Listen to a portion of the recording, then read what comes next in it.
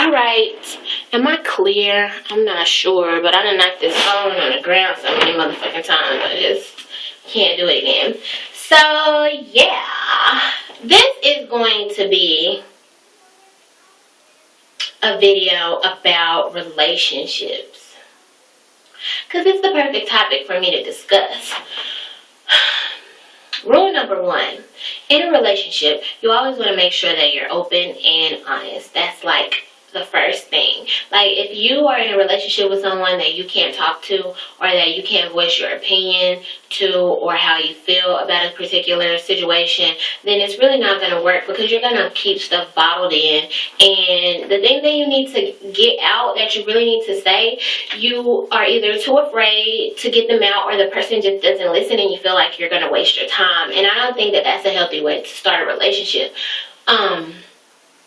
So being able to be open and honest is a good way to start a relationship. And honesty means that if they ask you a question, you're able to provide them with an honest answer. Baby, do I look fat and distressed? You know what, sweetie? I really hate to say it, but yeah, you do look fat. I'm sorry. I don't know. Or even honesty is even if something needs to be said that you know is going to hurt somebody, or, you know, just go ahead and say it. Or if it's something that you've done that you need to rectify, like, rectify it. The longer you hold on to a secret, the more dishonest you are being in the relationship, and that's just not healthy.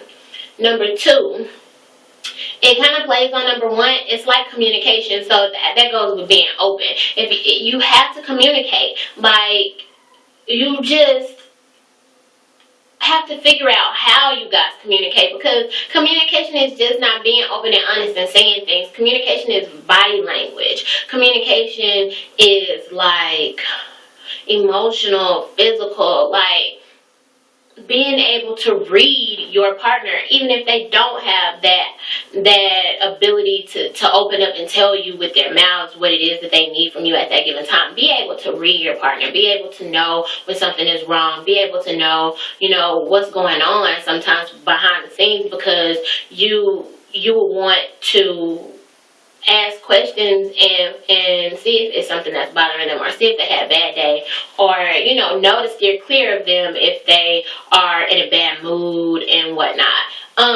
Number three would be have fun. You know, like, go out, do things. Don't sit up in the house with one another, unless that's just something that you guys just love to do. Go out, explore, meet new people, have mutual friends, maybe another couple that you guys like to hang out with and stuff. Just keep the relationship fresh and new, and just, like, go on adventures with each other. Discover new things together. Even if it's something that you guys have never tried before, you know, try something out of the ordinary to see if you guys like it. If it's something that you know that person likes and you probably don't really care for it, go out on a limb and make a sacrifice for them. Which leads me to the next one, you know, number four, like, sacrifice and compromise. So there are going to be times where you guys disagree.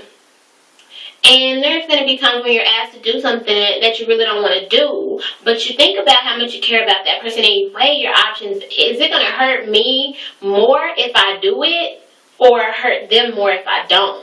And if it hurts you, you know, a lot less than it would if you didn't do it for them, then go ahead and do it. Like, compromise and just be willing to just go out on a limb and just say, okay, it's not that bad. I can do that this one time, just to show how much I care. If they need me, or if they ask me, then they must need me. You know, let me just go ahead and be there, you know. And be more than just sexual. Like, I guess that's number five. You want to be able to connect and have some type of bond on a whole different level other than sex. Like, there has to be some common interests. There has to be some common goals. Some fucking, like, desires. things that you want out of life.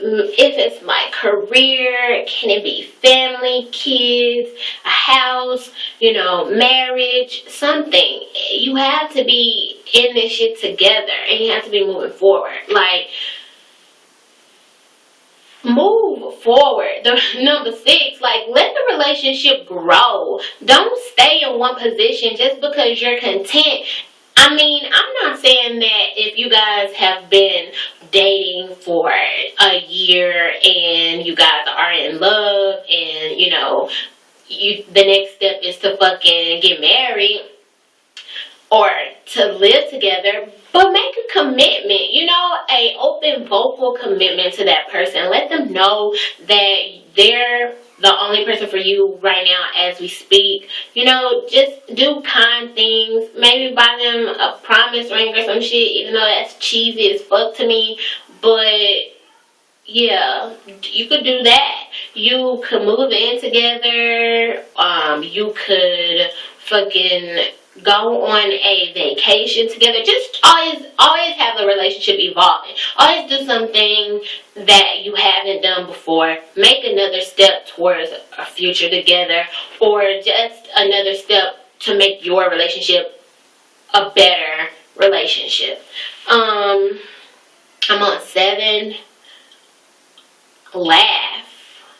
If all else fails, tell a fucking joke. Like, if that person can't make you laugh, and I'm just speaking for myself, if the person can't make you laugh, then the bad times are going to be pretty fucking bad. Like, in the midst of things, you always want to smile and make sure that you're happy, because you're comfortable doesn't mean that you're happy.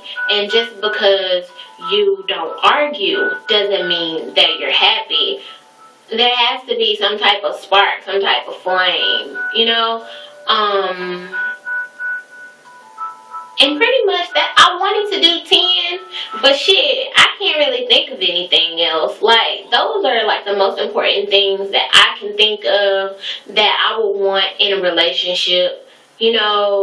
Honesty, openness, communication, fun, laughter, progression, fucking commitment, and I guess, sex.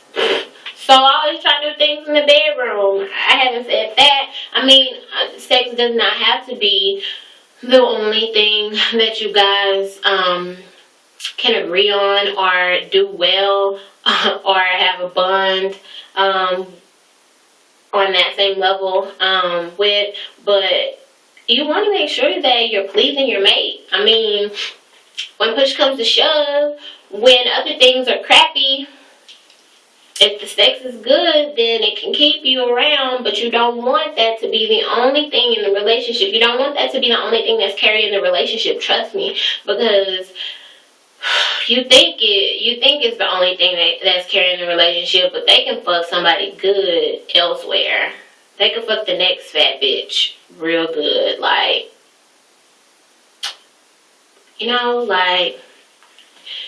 it's not gonna keep the relationship afloat, okay? What else?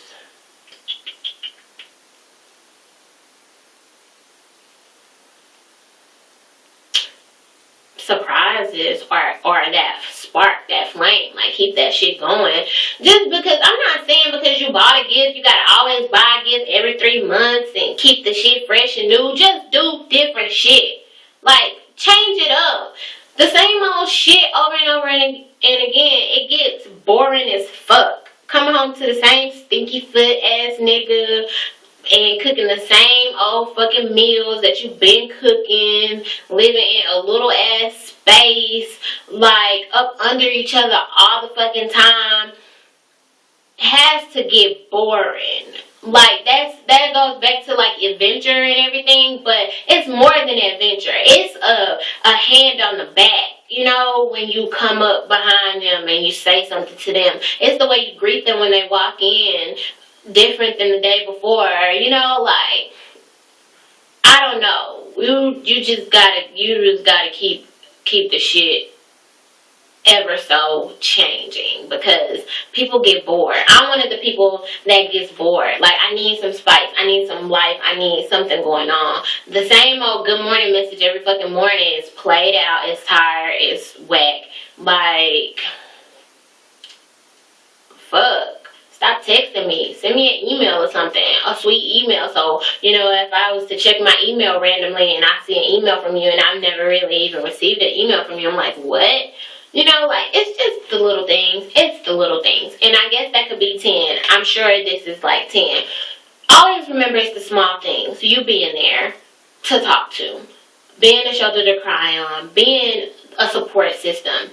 And that's financially, mentally, emotionally, physically, whatever. If you're there when I'm sick, or you're there when I need to talk, or you're there when I need like some advice on how to solve a particular situation, or if you just have, advice and you're there to support me, it's just, it will all work out for the best. I believe that. And I'm not saying that all you out there are going to believe in God, but always have like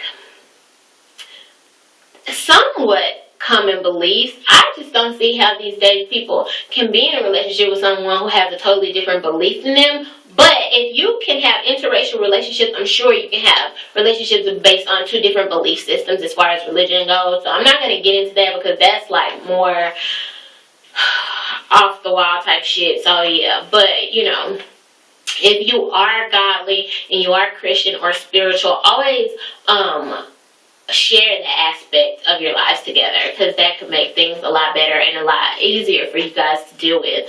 But yeah, that's all the advice that I have on relationships.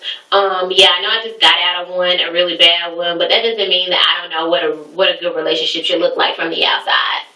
So, or, from the inside, actually experiencing it. Those are some of the things that I wish that I had in a relationship. That's what I'm looking for. So, yeah, that's that.